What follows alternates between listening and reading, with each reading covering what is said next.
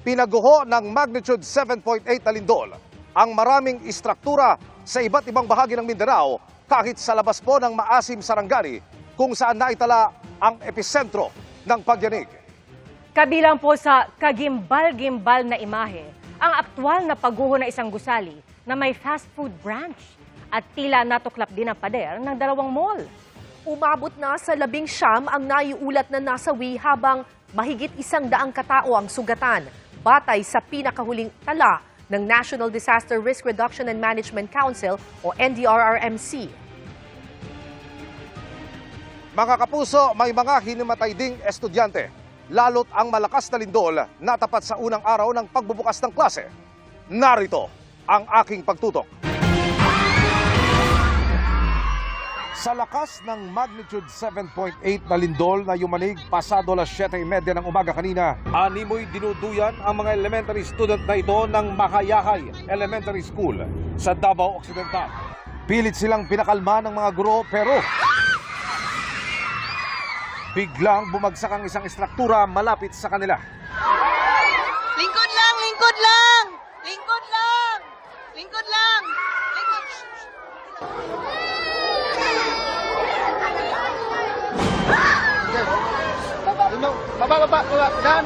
Iyakan at sigawan din ang pumalakaw sa Demoloc Valley National High School habang nagsisilikas palabas ng kanilang mga silid sa gitna ng lindol.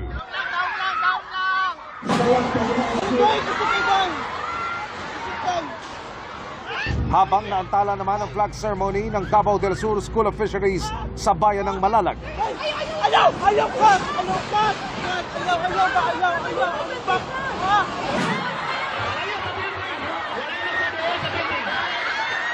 Ang mga estudyante ng Matanao National High School nagmamadaling umalis sa covered court at lumikas papuntang open area. Isang gusali na kanilang paaralan ang lumundo at halos gumuho. Ayon sa pamunuan ng paaralan, hindi na ginagamit dahil matagal nang inabandona ang gusali matapos ang magkakasunod na lindol noong 2019. Pero lalong malala ang sinapit ng Jollibee sa General Santos City. Napulbos sa isang iglap ang gusali. Sabay sa pagguho ang pagkasira ng kable ng kuryente. Maraming napaiyak at napahugulgol habang pilit na kinakalma ang sarili sa tumamang kalamidad. Customer! Customer! Tao! Tao! Matapos ang pagguho, agad rumesponde ang mga rescuer para alamin kung may mga natrap sa loob. Pokpok! Pokpok! Kung nai tao! Tao! Tao! Tao! Wasak na wasak ang mga pader at kisame, sira-sira rin ang mga gamit. Tila natuklap naman ang dingding ng SM City General Santos.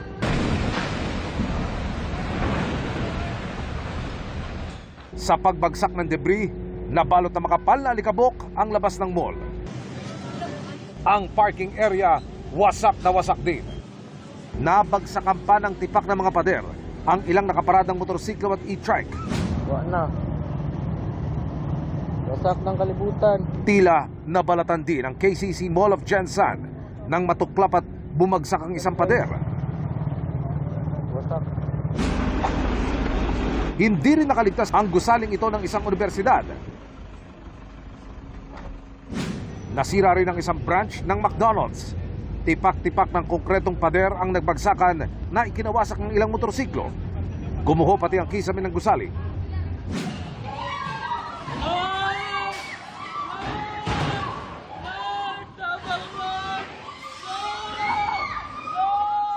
Sa mga mesa, upuan at dasal, napakapit ang ilang inabutan ng lindol sa ikawalong palapag ng isang gusali. Sa lakas ng pagyanig, nagpagsaka ng ilang gamit. At tila nagsayawan din ang mga ilaw sa loob.